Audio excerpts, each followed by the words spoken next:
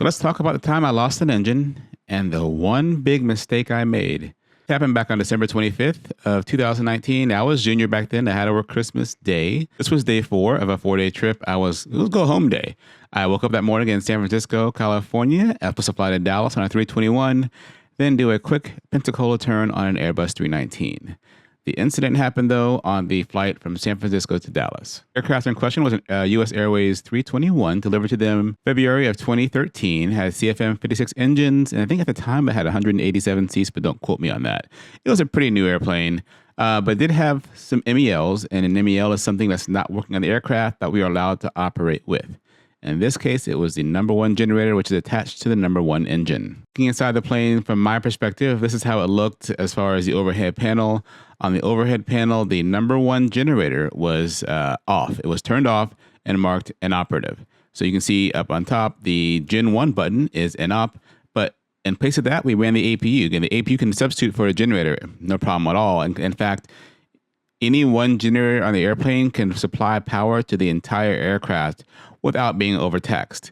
Right now, in flight, the APU has about 27% of its capacity being used to power the plane, while the Gen 2, which is operative at this point, is using just 16% of the capacity of the system. So it's totally fine, totally safe. Not ideal, but it is what it is. There are other restrictions in place as far as what we can do with one inoperative generator, but for this flight, daytime VFR, it's not a big deal. To this point, it's been a normal flight. We were totally full with 2 jump seaters. Of note, a Airbus 330 dispatcher and a Alaska Airlines Airbus pilot was also in the jump seat headed to Dallas-Fort Worth. We were going on the arrival into Dallas, the BOOV 5 arrival. We were on the geeky transition. We were cleared to descend via the arrival. That's the bottom is 11,000 feet. And we were approaching top of descent. Again, up until this point, everything is great. We had our onboard meals for relaxing, telling jokes. It's a very relaxed flight deck, and it's a beautiful day outside. There's top of descent, that little arrow right there. That's the most beautiful symbol in the Airbus, meaning we're getting close to our destination. The Airbus will not go down by itself. We have to tell it when to go down by pushing a button or interacting for the plane for it to go down. Captain's leg. We're up at 29,000 feet. He says, you know what, let's start down. He pushes the button to do a managed descent toward the airport. The engines go from a high power setting to idle. We're planning on doing an idle descent. And it's at this point that the number 2 engine failed. I don't know why it failed, but it failed. A little bit of a startle factor. We canceled the master caution, and we see a lever MCT flashing on my PFD. The plane is saying, hey, let's go ahead, even though we're idle, place the thrust levers in the MCT detent, giving max continuous thrust in case the plane needs it. Then start doing the action items on the screen. It says, in cyan, engine start selector to ignition. I reach down and I turn on the start selector to ignition in case the plane needs it and to help start the engine here in a few seconds. It says thrust lever to idle. This is a confirm item. The pilot and flying, the captain, reaches down and moves the correct thrust lever down to idle. Now we wait 30 seconds. The plane is going to try to restart the engine. It doesn't know why it failed, but it's trying to restart the engine. If you notice, the engines are still close to idle or at idle. We're doing a very smooth descent down to Dallas-Fort Worth. If you're in the back of the airplane, you might not have any idea that the engine even failed, except for it got a little bit quieter on the right side of the plane. Now, while we're descending, I've already declared a pan to ATC. It's not a mayday. We are in a controlled idle descent to the airport. It's not that big of a deal. Once we did a pan call, we were given to a discrete frequency pretty quickly by ATC. Fast forward a little bit further, the plane engine has not started yet. It's still trying to start the engine. We were cleared direct to the Maury intersection that is on the 1-3 right final into Dallas-Fort Worth Airport. We're giving our own runway. And again, we could have used 1-8 right. We took 1-3 right. It's fine. It's long enough for what we need today. It's calm winds. It's a cold day in Dallas-Fort Worth. I'm setting up for the approach. The captain's flying the plane. And I'm monitoring what's going on with the engine. Again, the whole time it keeps trying to start the engine and failing. Start the engine and failing. Now, as far as the land ASAP, it is an amber, right? We were just about 60 miles past the Abilene airport when this failed. We could have turned back to Abilene, but guess what? We would have had to spiral down. Why spiral down to a smaller airport when we can just do a nice, normal descent in day VFR conditions to a bigger airport, which happened to be our destination anyway. This is where things got a little bit more stressful. The checklist I was holding told me to turn off the affected generator. I had to reach up and we all paused and I turned off the Gen 2. Now we are running the entire airplane on just the APU. It got a little more tense, but again, the APU can run the entire plane just fine, but we all paused when I read that statement and I reached up to turn off the number 2 generator. But again, looking at the outside the airplane, it's a normal descent. We are not falling out of the sky. Even on one engine, beautiful day, we're doing an idle descent all the way down to the airport. Eventually, we're given vectors for a 1-3 right approach into DFW Airport. And actually, we were a little bit high, if I remember. So we had to actually add drag to get down onto the proper flight glide path to get into the airport.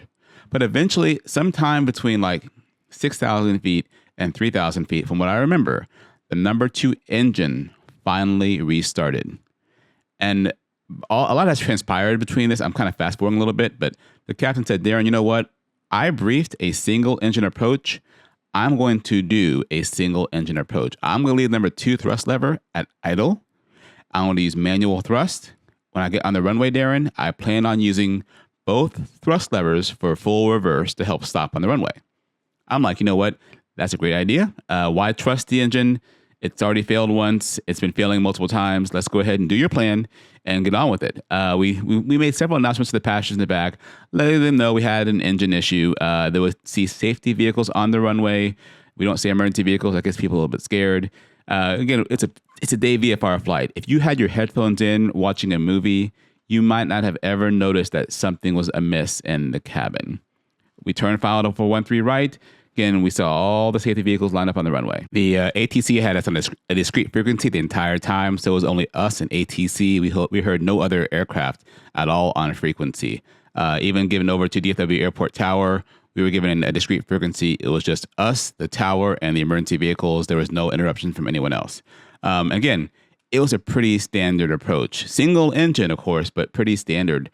And we got lucky that it was a beautiful day. We had no weather to contend with at all. Just a little cold outside, but no wind at all. Plan was to land on the runway, come to a complete stop, set the parking brake, and have the emergency vehicles come around the aircraft to make sure we had no fluids leaking, no damage, nothing sticking out of the plane. We had no idea what was going out there, right?